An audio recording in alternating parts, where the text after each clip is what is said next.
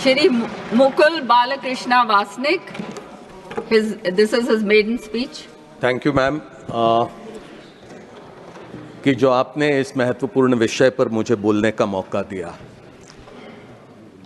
पहले के कुछ वक्ताओं को मैंने सुना, सत्ता दल से 2 वक्ताओं ने अपने विचार यहाँ पर रखे।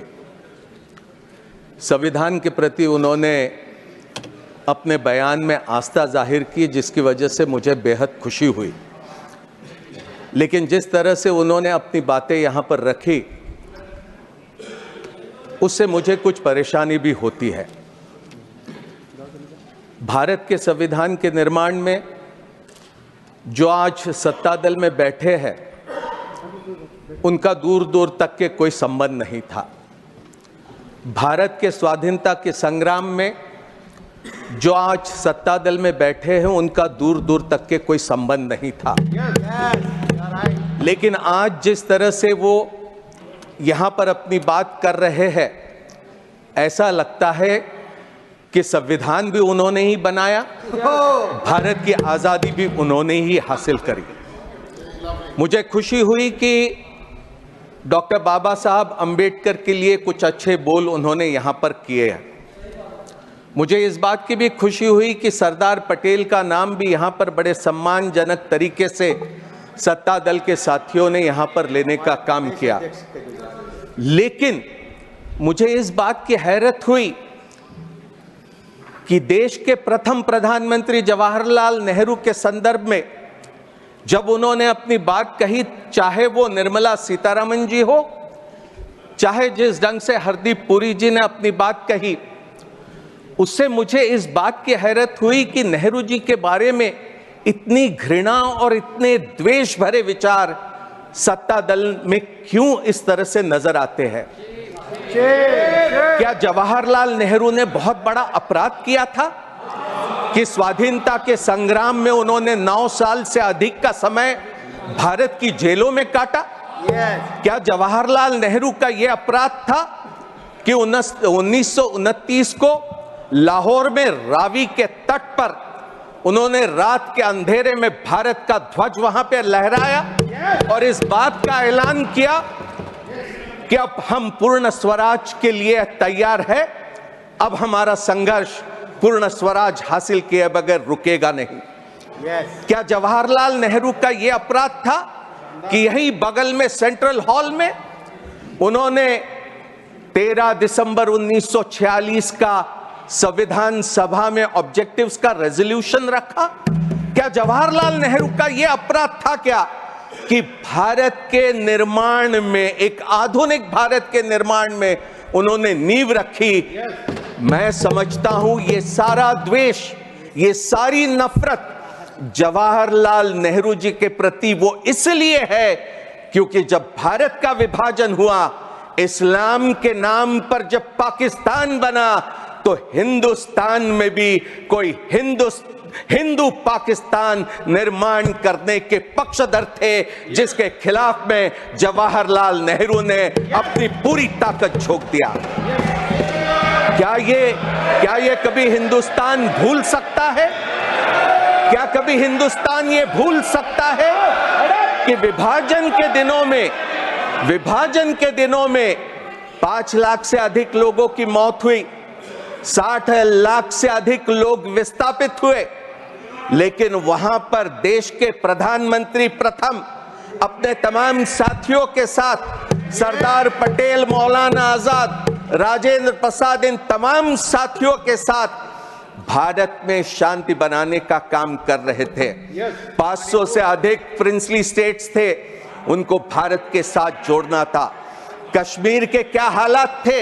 यहां पर हरदीप पुरी जी जिस तरह से बात कर रहे हैं, ऐसा लगता है इतिहास से इनका कोई सरोकार नहीं रहा। कश्मीर के हालात चिंताजनक हो गए थे और ऐसे हालात में जवाहरलाल नेहरू और देश की पहली सरकार ने जो फैसले किए, मैं समझता हूं कि बड़े सम्मान से हमने उनकी यहां पर याद करने की आवश्यकता है। लेकिन सत्ता दल से कोई बहुत ज्यादा उम्मीद करना मैं नहीं समझता हूं कि मुनासिब होगा।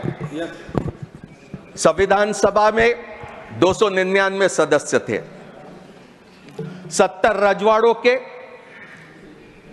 और 208 ये कांग्रेस पार्टी के। बचे 21 सदस्य या अन्य दूसरे दलों के थे, जिसमें सीपीआई भी था और जिसमें शेड्यूल कास्ट फेडरेशन भी था। शेड्यूल कास्ट फेडरेशन से डॉक्टर बाबा साहब अंबेडकर संविधान सभा में आए थे और संविधान सभा में आने के बाद कांग्रेस पार्टी का संविधान सभा में पूर्ण बहुमत रहने के बाद स्वाधीनता के आंदोलन का नेतृत्व करने के बाद जिस तरह की स्थिति थी, उस समय संविधान सभा ने यह फैसला किया कि हम बहुमत और अल्पमत देखेंगे नहीं, हम ये देखेंगे कि किसमें क्या काबिलियत है और हिंदुस्तान के निर्माण में हम उनका पूरा का पूरा उपयोग करेंगे। जब 29 अगस्त 1947 को मसौदा समिति की घोषणा हुई तो वहां पर डॉक्टर बाबा साहब अंबेडकर शेड्यूल कास्ट फेडरेशन के एकमात्र सदस्य वहां पर उस समिति के अध्यक्ष करके चुने जाते हैं। बाबा साहब अंबेडकर जब 25 नवंबर 1939 को संविधान सभा में हुए संविधान पर जो बहस चली थी उसका जवाब देते हुए कहते कि संविधान सभा में आने के पीछे मेरा बड़ा मर्यादित उद्देश्य था और वो उद्देश्य था कि अनुसूचित जातियों के व्यक्तियों के अधिकारों की मैं रक्षा करूं। मुझे तब आश्चर्य हुआ जब मसौदा समिति पर मुझे सदस्य करके चुना गया और मुझे तब और भी आश्चर्य हुआ जब मसौदा समिति का मुझे अध्यक्ष चुना गया। बाबा साहब अंबेडकर के ये बोल है। बाबा साहब अंबेडकर की जो क्षमता थी, जो बुद्धिमत्ता थी, जो विद्वत्ता थी, जो पूरे दुनिया भर का ज्ञान उन्हें प्राप्त था और एक समाज के किनारे पर खड़े हुए व्यक्ति को जिन्होंने अपने काबिलियत से दुनिया में नाम कमाया था, उसका उपयोग हमारे संविधान बनाने में संविधान सभा ने पूरी तरह से किया। अंग्रेज क्या कहते थे? अंग्रेज कहते थे कि हिंदुस्तान राष्ट्र नहीं बन सकता। हिंदुस्तान ये एक भौगोलिक अभिव्यक्ति है, जियोग्राफिकल एक्सप्रेशन है, ये कभी राष्ट्र नहीं बन सकता। इतनी भाषा है, इतनी रीति रिवाज, इतने धर्म, लेकिन हमारा स्वाधीनता आंदोलन ये इंक्लूसिव था, ये सेकुलर था, ये प्रो पुअर था। ये आंदोलन तमाम लोगों को साथ में लेकर हिंदुस्तान के निर्माण के काम में लगा था। कोई ऑर्डर नहीं। Ma'am, this is made a speech. Nobody can interrupt. Point of order. This is made a speech. Nobody can interrupt. Mr. Jangra, this is his maiden speech. Madam, ये made a speech है. This is his maiden क्या point of order है? speech. Maiden. He's speaking. His maiden speech. बोलिए बोलिए। ये जो सूचना दे रहे हैं गुप्ता जी, बोलने दीजिए, वो उनकी मेडन स्पीच है। मैडम, आप मेडन उसके बाद स्पीच के अंदर इंटरप्ट आप उसके बाद बोल दीजिए। आप इसके बाद बोलिएगा। उनकी पहली स्पीच है, आप उसके बाद बोल दीजिए। आप मेडन स्पीच के उठा रखी आपने, उसको पकड़ो पहले। मेडन स्पीच में इंटरप्शन कर रहे हैं आप। मेडन मैडम, आप बैठिए, 2 मिनट बैठिए। आप 2 मिनट बैठिए। आप बैठिए 2 मिनट, जांगरा साहब। बोलिए sir. Yes, yes. Please continue. Please continue, Mr. Vasnik. Mr. Vasnik, I will allow him then. आ गया पानी। यार, मेरे स्पीच में इंटरप्शन, दिस इज रॉन्ग। और वो भी हरियाणा का रूल्स प्रोसीजर को लेकर के और गलत चीज उनको होता मालूम है क्या रूल्स? हाँ, मैं तो समझता था कि आपका पूरा संरक्षण मुझे मिलेगा, लेकिन थोड़ा सा व्यवधान इसमें जरूर हुआ। आपको संरक्षण पूरा मिला है, तभी आप बोल रहे हैं। बोलिए। तो बाबा साहब अंबेडकर का भारत के संविधान के निर्माण में संविधान सभा ने पूरा उपयोग किया। उस समय के यूरोप में क्या था? भाषा के नाम पर, धर्म के नाम पर आधुनिक राष्ट्रों का निर्माण हो रहा था। फ्रांस हो, जर्मनी हो, इटली हो। भारत का स्वाधीनता का आंदोलन अपने आप में एक अनोखा था। ऐसा दुनिया में उस दरमियान नहीं हो रहा था।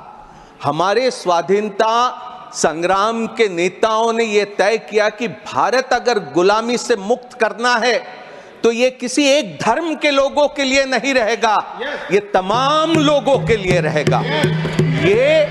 ये समाज में उन लोगों के लिए भी रहेगा जो समाज में आज अस्पृश्य करके जाने जाते हैं और छुआछूत के शिकार होते हैं। ऐसे लोगों के लिए भी हिंदुस्तान आजाद बनेगा।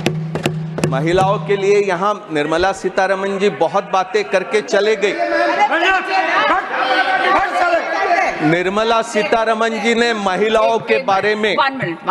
This is his maiden speech. Please allow him to speak. Please. बैठ जाओ, कोई पता नहीं है, खड़े हो जाओ। Carry on, Mr. Vasnik.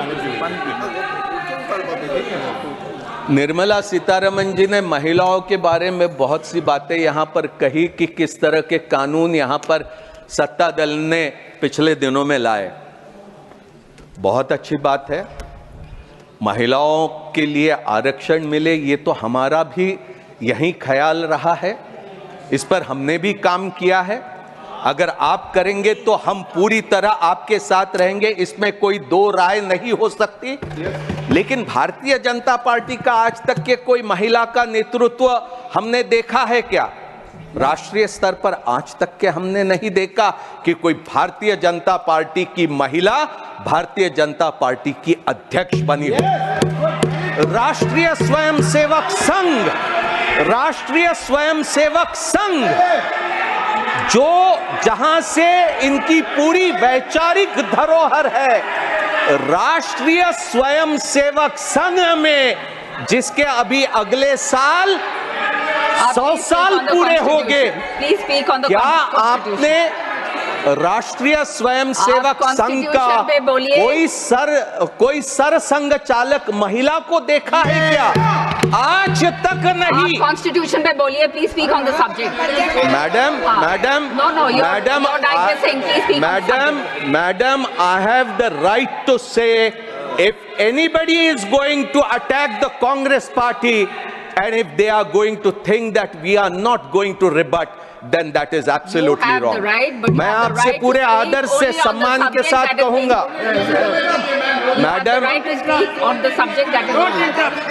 Madam, मैं पूरे आदर और सम्मान के साथ कहूंगा कि अगर कांग्रेस का नाम जब लिया गया तब उन्हें रोक देते, मैं भी चुप रहता। मैंने अपने वाणी पर इनका नाम नहीं आने दिया होता। राष्ट्रीय स्वयंसेवक संघ के अगले वर्ष 100 साल हो गए। पुरुषों के अलावा महिला वहां पर सदस्य नहीं बन सकती। स्वयंसेवक सिर्फ पुरुष ही है। राष्ट्रीय स्वयंसेवक संघ में राष्ट्र सेविका करके एक अलग उनका एक संस्था है। ये इसमें कॉन्स्टिट्यूशन का कोई महिलाओं के बारे में मैं नहीं समझता हूं। कांग्रेस पार्टी में एनी बेसेंट से लेकर तो सरोजनी नायडू से लेकर वो तमाम अध्यक्ष हमने स्वाधीनता से पहले देखा और उसके बाद भी। जवाहरलाल नेहरू ने जिस तरह से भारत की नींव रखी और जिस तरह से हमारे संविधान सभा ने, जिसमें बाबा साहब भीमराव अंबेडकर की एक अत्यधिक महत्वपूर्ण भूमिका रही है, मैं बड़े गौरव के साथ, बड़े अभिमान और शान के साथ कह सकता हूं कि भारत जो आज भी आजाद है, भारत जिसकी आज भी एकता बनी है, आज इस संविधान के वजह से वो सभी मुमकिन हुआ है। अन्यथा इतनी भाषाएं, इतने रीति रिवाज, इतने धर्म, मैं नहीं समझता हूं कि इतने मजबूती से आगे बढ़ पाते। हमें बड़ा गौरव है कि आज सबसे बड़ा लोकतंत्र करके हम दुनिया में अपनी जगह पाए हैं और मैं उम्मीद करता हूं कि अगर हम भारतीय संविधान के रास्ते पर चलते रहेंगे तो हम और अधिक मजबूत होंगे और अधिक हम दुनिया में अपना नाम रोशन करने में कामयाब होंगे। यहां राजीव जी के बारे में बात कही कि किस तरह से वहां पर इंदिरा जी की हत्या होने के बाद स्थिति पैदा हुई। यहां इंदिरा गांधी जी का शव रखा है। कोई गिन भी लेता कि इंदिरा गांधी जी के छाती पर कितनी गोलियां झेलनी पड़ी थी।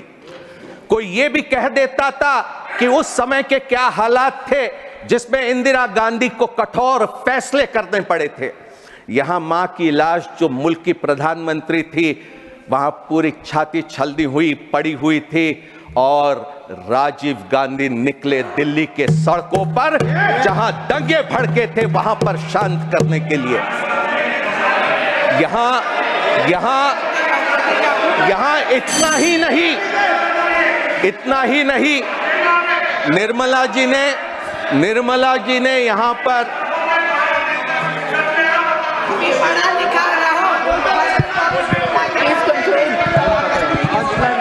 देखिए शेखर जी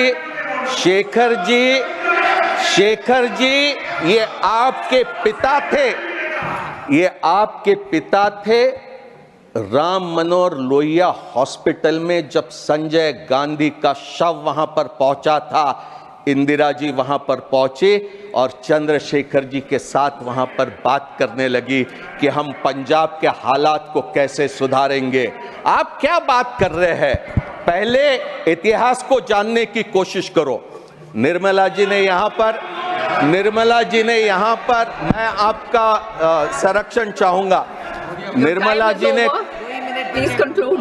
जी ने यहां पर कॉन्स्टिट्यूशन फर्स्ट अमेंडमेंट को लेकर बात कही। पहला जो अमेंडमेंट लाया गया, जवाहरलाल नेहरू प्रधानमंत्री थे, निश्चित उनकी जिम्मेदारी थी।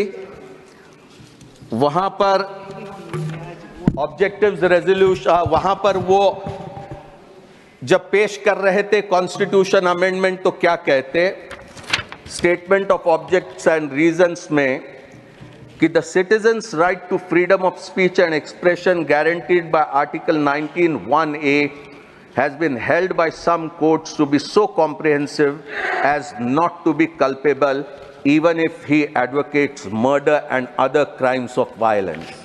In other countries with written constitutions, freedom of speech and of press is not regarded as debarring from punishment or preventing abuse of this freedom. आगे में वो पूरा इसका विस्तार से वहां पर ऑब्जेक्ट्स रखते हैं। Please conclude, your time is over. Doctor Ambedkar भी 2 घंटे पूरा ये अमेंडमेंट के समर्थन में अपनी बात रखते हैं और नेहरू जी ने जो भूमिका रखी उसका पूरा समर्थन करते हैं।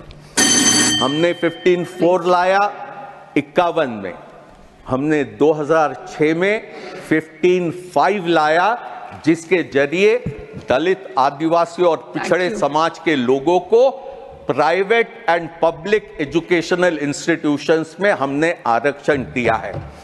आगे हमारा प्रयास रहेगा कि हम 50% आरक्षण की जो मर्यादा सुप्रीम कोर्ट ने दलित, आदिवासी, पिछड़ों पर रखी है उसको अलग करके और अधिक सुविधा हम इन वर्गों को उपलब्ध करा दें। Thank you, Mr. Bastik. Thank you.